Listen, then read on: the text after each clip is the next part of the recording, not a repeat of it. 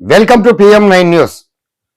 మనం ఇప్పుడు hot topic గా మాట్లాడబోయేటువంటి అంశం, గత కొన్ని నెలల కిందట కూడా డోన్ MRO ఆఫీస్కు సంబంధించి అవినీతి జరుగుతూ ఉంది. రైతులని మూడు చెరువుల నీళ్లు దాపుతున్నారు అధికారులు. VROల యొక్క అవినీతికైతే కొదువే లేదు. అవసరం అనుకుంటే వీళ్ళు పోలీస్ స్టేషన్ని కూడా ఆన్లైన్ చేసే పరిస్థితి ఉంది. దీని మీద ఖచ్చితంగా యాక్షన్ తీసుకోండి అంటే విధులకు ఆటంకం కలిగిస్తున్నారని, PM9 న్యూస్ వాళ్ళు విధులకు ఆటంకం కలిగిస్తున్నారని, వారిపైన చర్య తీసుకోమని చెప్పి అంటే కంప్లైంట్ దాకా కూడా పోవడం జరిగింది. అంటే ఈరోజు వీరి యొక్క అవినీతి ఏ రేంజ్లో ఉంది అనేటువంటిది ఆ గుంటుపల్లె యొక్క రైతు చెప్పిన దాన్ని బట్టి మనకు అర్థమవుతా ఉంది. అంటే ఆ అవినీతిని వ్యతిరేకిస్తే కూడా భయం పెట్టాలా, ఇంకోటి అంటే పోలీస్ స్టేషన్లలో దానిలో కేసులు పెట్టించి, అక్రమ కేసులు పెట్టించి భయభ్రాంతులకు గురి చేయాలనేటువంటిదే ఈ యొక్క రెవెన్యూ అధికారుల ప్రధాన ఉద్దేశం.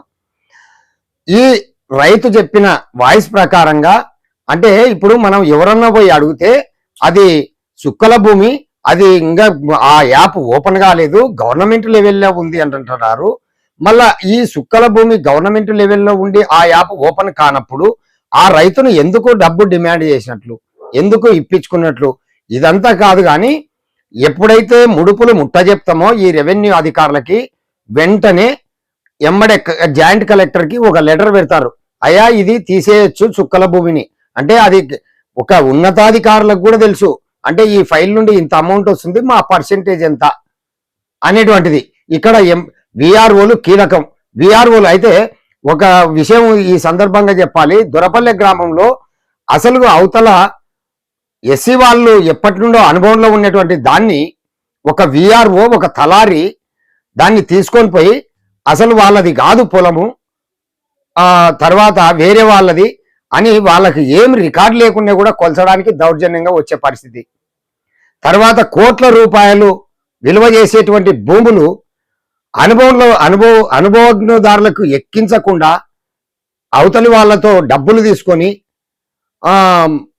ఎవరైతే డబ్బులు పెట్టగలుగుతారో వాళ్ళతోని జోబులు నింపుకొని జాయింట్ కలెక్టర్లకు వాళ్ళకు లెటర్లు పెట్టి అధికారులను కూడా తప్పుదో పట్టించేటువంటి అత్యంత దుర్మార్గమైనటువంటి వారు డోన్ MRO ఆఫీసులో కొంతమంది ఈ రకంగా ఈ దుర్మార్గమైనటువంటి రైతులను నట్టేట ముంచేటువంటి చర్యలకు పాల్పడుతున్నారు. దాని పర్యవసానమే ఈ రోజు పట్టుబడినటువంటి ఎవరైతే సునీల్ రాజు ఉన్నారో డిప్యూటీ తహసీల్దార్, అదే విషయంలో చాలా మందిని కూడా డిమాండ్ చేసినాడని చెప్పి అనేక ఆరోపణలు. ఇక్కడ అసలు మతలబ్ ఏంటంటే దీనిలో MRO పాత్ర ఖచ్చితంగా ఉంటుంది అని ఆ రైతు కూడా వాపోతున్నాడు కదా. ఖచ్చితంగా ఇతను ఫైలు ఫుటప్ చేసినప్పటికి కూడా MRO సైన్ చేయాల్సిందే కదా. ఖచ్చితంగా వీళ్ళ అంటే VROను మొదలుకొని డిప్యూటీ తహసీల్దార్ వీళ్ళ పాత్ర 100% కింది నుండి పై వరకు వీళ్ళ పాత్ర ఉందనేటువంటిది నగ్న సత్యం. అంతేకాకుండా ఇప్పటికైనా కూడా ACB అధికారులు ఈ రోజు చేసినటువంటి ఒక చిన్న ప్రయత్నం తప్ప అవినీతి తిమింగలాలు ఒక్కొక్క VRO గతంలో ట్రాన్స్ఫర్ అయినటువంటి VRO కర్నూలులో ఒక డూప్లెక్స్ హౌస్ కట్టినాడంటే ఒకసారి లెక్కేసుకోవచ్చు. తర్వాత అక్కడున్నటువంటి కొంతమంది VROలు, అందరిని అంటలేం కానీ కొంతమంది VROలు కోట్లకు పడగలెత్తినటువంటి VROలు ఉన్నారు. అతి తొందరలో మేము ఈ ఎవిడెన్స్ కూడా తీసుకున్నాం, ఖచ్చితంగా ACB వాళ్ళ దృష్టికి తీసుకొని పోతాం. ఇప్పటికైనా కూడా ఈ రకంగా డబ్బులు తీసుకుంటున్నప్పుడే పట్టుబడడమే కాకుండా వాళ్ళ యొక్క సొంత ఆస్తుల పైన, అంటే సొంత ఆస్తులు కాదు, రెవెన్యూ ల్యాండ్ని వాళ్ళ కుటుంబాల పేరు మీద ప్రతి ఒక్క VROకి ప్రతి ఒక్క తలారికి అక్రమంగా ఎక్కించుకున్నటువంటి అనేక సందర్భాలు ఉన్నాయి. అనేక రెవెన్యూ ఈ యొక్క రికార్డులతో సహా, సర్వే నంబర్లతో సహా వరుస కథనాలతో టెలికాస్ట్ కంపల్సరీ చేయబోతాం. ఇది ACB అధికారుల దృష్టికి కూడా ఖచ్చితంగా తీసుకుపోతాం. మొన్ననే కోట్ల విలువైన భూములు ఇదే రెవెన్యూ అధికారులు అనుభవంలో ఉన్నటువంటి వాళ్ళకు కాకుండా పక్కన వాళ్ళకు కట్టబెట్టినటువంటి సంఘటన డోన్ ప్రజలకు అందరికి తెలుసు. కాబట్టి ఇప్పటికైనా కూడా PM9 న్యూస్ పదే నొక్కి ఒక్కాని చెప్తా ఉంది. ఖచ్చితంగా అక్కడ భయంకరమైన అవినీతి కొనసాగుతుంది.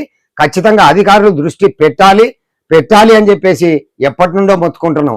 అంటే ఒక న్యూస్ ఛానల్లో పెట్టినా కూడా వీళ్ళకు లెక్కలేని మదగజం అంటారు చూడు, అది దున్నపోతు మీద వాన కురిసినట్టు, మదగజం అయితే దున్నపోతు అంటే దాని మీద వాన పడితే ఏమవుతుంది, అట్లా తుడుచుకొని పోవడం. ఒక తలారి చక్రము ఎంఆర్ఓ ఆఫీసులో దొరపల్లెకి సంబంధించినటువంటి ఒక వ్యక్తి చక్రం తిప్పుతున్నా అంటే దీని ఈ యొక్క అవినీతి కరప్షన్ అనేటువంటిది ఏ రకంగా ఉందో ఒకసారి ఆలోచించండి జోన్ ప్రజలు, పై అధికారులు ఆలోచించండి.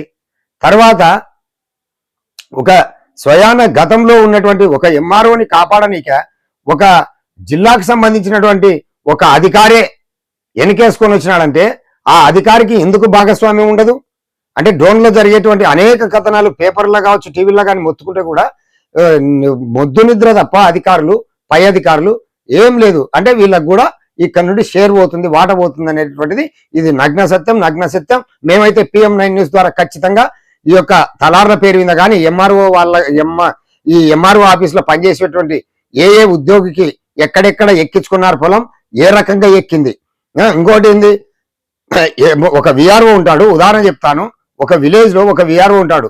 ఒక విఆర్ఓ ఏం చేస్తాడు, అదే విఆర్ఓ వేరే ఒక బినామీ పేరు మీద ఎక్కించి అతని నుండి మళ్ళా కొన్నిట్లు అగ్రిమెంట్లు క్రియేట్ చేసి వీళ్ళ పేరు మీద సొమ్ము చేసుకునేటువంటి దాఖలాలు ఉడువలపాడు, వెంకటాపురం ఈ ప్రాంతంలో అతి తొందరనే ఆ విఆర్ఓకి ఎక్కడి నుండి వచ్చినాయి. ఒక రిజిస్టర్ ఒక ఎంఆర్ఓ ఆఫీస్ లో పనిచేసేటువంటి ఒక సర్వేర్, ప్రైవేట్ సర్వేర్ కు ఏ రకంగా వచ్చింది ఆ ఆస్తి మొత్తం త్వరలోనే బయట పెట్టబోతున్నాం. చూస్తూనే ఉండండి PM9 న్యూస్. మీ ఈశ్వరెడ్డి.